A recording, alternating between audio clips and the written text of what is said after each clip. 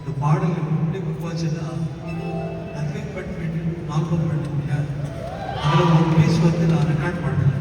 இப்போ கமல் சார் என்னுடைய ரூம் வந்து என்ன பண்ணியிருந்தீங்க, ஏதாவது என்ன பீஸ் ரெக்கார்ட் பண்ணல கேட்டார். அப்போ இல்லை ஒரு பீஸ் ஒன்று கம்போஸ் பண்ணேன், அதை ரெக்கார்ட் பண்ண டைம் போயிட்டார். அது என்னதுன்னு கேட்டப்போ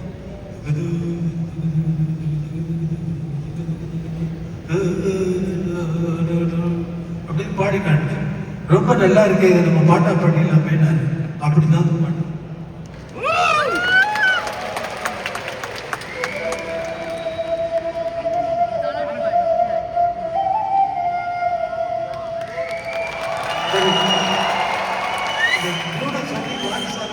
பாட்டு எழுதுன்னு சொன்னா தகதா என்ன சந்தம் சொல்லு அப்படின்னா தகதா தக தக தக திகு திகு தக திகு தக திகு தக திகு திகு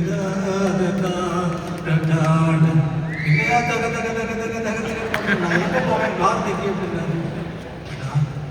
லதா மங்கேஷ்கர் பாட போறாங்க, அவங்க பாடுற மாதிரி ஈஸியா வர்ற மாதிரி ஈஸியானா இல்லையா நீ வந்து தக தக தக தக தக அப்புறம் நிறைய வேர்ட்ஸ் வேடா சொல்ற நீ.